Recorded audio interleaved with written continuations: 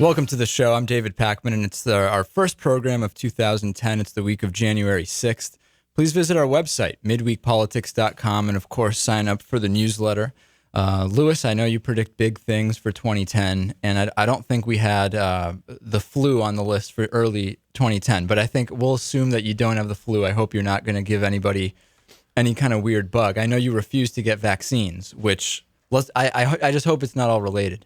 No, I think this is just a minor 12-hour bug. Okay, let's hope so. Well, plane bombings, the Newark airport screenings.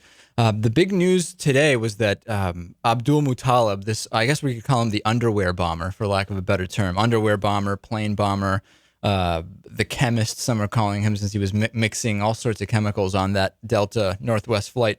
He's been charged with attempted murder in air jurisdiction of the U.S. So there was some question about whether, because this was, number one, a terrorist act, and number two, something that took place, even though the goal was over the U.S., it actually was over Canada, is my understanding, 20 minutes before landing in Detroit, when he decided to try to take the plane down. There's multiple other lesser charges, and lesser compared to attempted murder, obviously.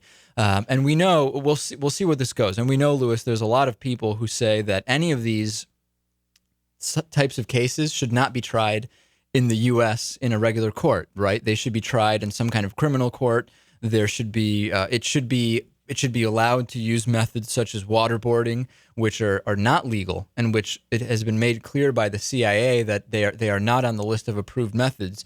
Not what's going to happen to this 23-year-old Nigerian man. I'm sure there will be severe consequences either way. Right. This is not the type of case that I would worry about having no conviction because of a technicality. They are going to be doing some screening on passengers from 14 different countries, and we've talked over the years about this possibility of racial profiling, so-called racial or ethnic profiling. And this is a controversial decision to screen all passengers from these 14 what are being called terrorism-prone countries, because in one sense, they're not racial or ethnic profiles, right? I mean, it's based on what passport do you have. On the other hand, some are saying that it's kind of a de facto racial profile.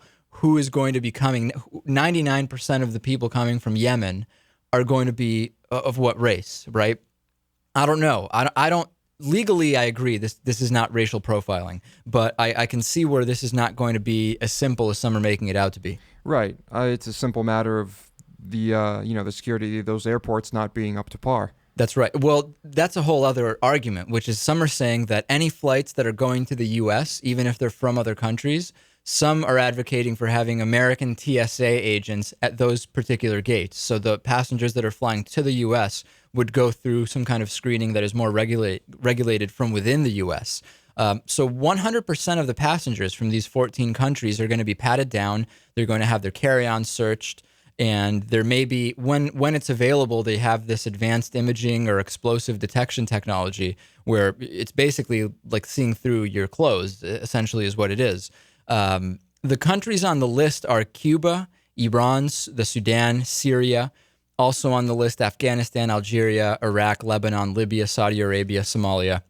There's some other countries that are not on this particular list, but they are on a kind of lesser watch list that's also going to be of some concern. So again, experts are saying, legal experts, so-called self-proclaimed legal experts, are saying this is not racial profiling, it's not religious profiling, it's not skin color profiling. It's based on what passport is someone carrying and what country are they coming from. We'll see. After 6 months of this, we'll see kind of where it goes, I think. Right. Obviously, a lot of people are going to make a huge fuss about this. Since the Christmas Day underwear bombing attempt, there have been 12 firearms seized by TSA. There have been 28 arrests and 24 either evacuations or closure incidents at terminals because of things found as a result of these stricter regulations. Now, something that happened in Newark Airport, which I've flown through a bunch of times, and it's a huge airport, Terminal C, which is used, I think it's either exclusively or almost exclusively by Continental, was completely locked down the other day. One guy got through the exit area of the security checkpoint. So rather, he went in through the out lane of the security checkpoints. The guy who was assigned to be watching that particular camera was on his cell phone, the TSA guy, not good. And apparently cameras were installed, but they weren't yet functioning. They were either off, they weren't recording, they just weren't working yet. They had to clear the entire terminal and rescreen everybody because they didn't know. They weren't able to check on camera who was the guy that got through. 2,000 to 3,000 people that had to be rescreened. And you already know what kind of a nightmare traveling through Newark is on a good day. Right. Well, I think there's obviously heightened paranoia after an incident like this. But I mean, it's pretty sad if we're going to have to deal with things like this all the time. Well, if the TSA guy isn't on his cell phone, if the cameras that are already installed and paid for are working, then this doesn't happen. I don't know. Joe Lieberman is saying that with regard to where and how AbdulMutallab, the underwear bomber, should be charged and tried, he says we do need to follow the rule of law, but the rule of law that is relevant here is the law of war. And he says we shouldn't be trying him in the U.S. court system. And not only that, good old Joe Lieberman taking any opportunity he can to mention, by the way, not only should we not be closing GITMO, we should Guantanamo Bay, Cuba, of course. It's the most humane facility that Joe Lieberman claims to know of. He doesn't know of any facility that is more humane and that provides better treatment to detainees than Guantanamo Bay. Let's take a listen. And now that AbdulMutallab is in custody, Senator Right. Lieberman, should he be brought to trial in federal criminal court? No, I think that's a very serious mistake. Look, President Obama said yesterday, Abdul-Muttalib was trained by al-Qaeda in the Arabian Peninsula, equipped by al-Qaeda in the Arabian Peninsula, and directed by them to get on that plane and attack the United States of America. That was an act of war. He should be treated as a prisoner of war.